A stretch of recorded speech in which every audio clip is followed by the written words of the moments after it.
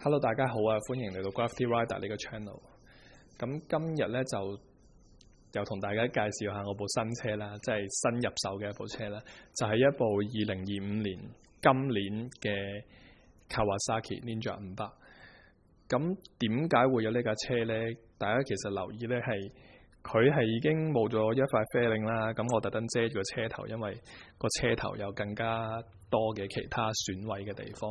咁佢呢係其實係一架之前發生過意外嘅車，而我呢係經過一個拍賣嘅網站呢將佢買翻嚟嘅。咁呢啲炒過嘅車或者叫做 write off 啦，就當然個價錢呢係會比原本個價錢壓得比較低啦，因為呢你如果要將呢架車擺翻上去可以揸出街，中間呢會經過一個比較麻煩同埋我會覺得係好嘥時間啦，好嘥錢嘅一個過程嘅。咁嗰個呢就叫 VIV check 啦。咁今日呢就唔係講呢個重點。總之呢，將呢架車擺翻上可以揸出街呢個狀況呢係好多麻煩嘅。基本上佢就已經有呢個炒車嘅歷史呢，佢個 market value 就一定係低噶啦。而其實呢啲車呢，大家見到呢，除咗我遮住嗰部分啦，同埋佢個啡領拆開之後呢，其實個車架啊、引擎運作啊，佢都係冇問題嘅。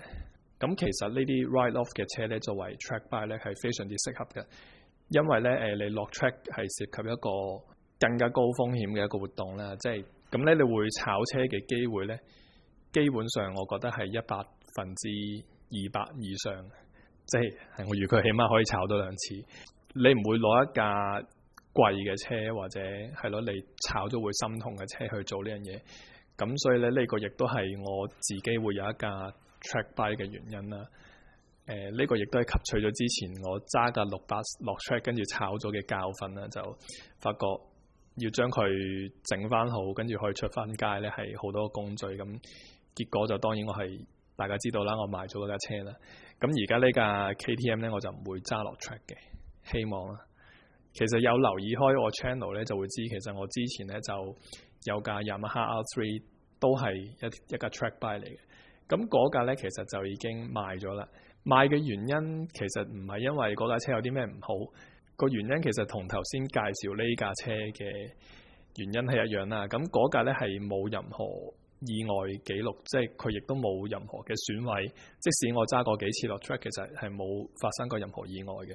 咁所以呢，就我覺得嗰架車如果就咁變成我個 track buy， 而佢之後唔出得街，其實有一部分嘅價值呢，即係佢可以揸出街呢個價值呢，係用唔到啊。所以我就覺得有啲嘥。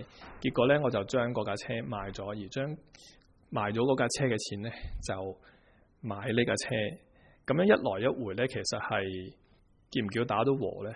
我直接講啲數字啦。咁我買嗰架 R3 翻嚟呢，就大概係3000蚊澳紙，而賣翻出去呢，基本上都係3000蚊澳紙啦。咁當然中間我有幫佢換咗個 Fork Seal 啦，換咗個一啲嘅腳踏啊、部件啊嗰啲嘢。咁其實嗰啲好少錢，我就唔計啦。我拍賣翻嚟呢架 Ninja 500呢，我花嘅錢呢係少過2000蚊。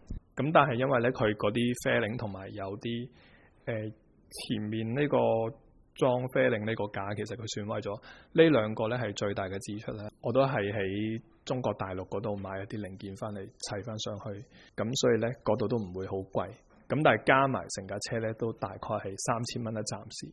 雖然我係一來一回好似賣咗一架車買翻架車，中間啲錢銀上係即係冇賺冇蝕咁啦。咁但係個分別咧就係佢係一架新啲嘅車啦。呢架車其實我而家就拆咗個標版，但係咧個標版上面顯示咧佢嗰個里程咧就只係1080公里。我都唔知算 run in 都未。忍者500係咪個 run in 嘅里數係咪1000呢？我假設係啦。咁就算未 run in 嘅話都冇辦法啦。嚟緊呢就會揸佢落 track， 咁佢個引擎就只會大部分時間停留喺啲好高轉嘅地方啦。咁今日嘅分享基本上就係咁多啦。我有諗過同大家分享究竟我喺邊個拍賣網站或者點樣喺一個拍賣網站度買一架車翻嚟個過程，或者中間需要留意啲乜嘢。但係呢啲資訊好似對大部分嘅人都冇乜用。咁如果有興趣嘅咧，就留個言話啊，我都想知啊，因為我嚟緊都想買架 track bike 去落 track 啊，咁我就再拍片同大家分享下啦。咁之後咧，我都會即係將呢架車修復到可以落 track 呢個嘅 status， 或者佢而家究竟係一個咩嘅狀態嘅話咧，我都會盡量去拍片同大家分享嘅。咁咧今日嘅分享就係咁多，我哋下次再見，拜拜。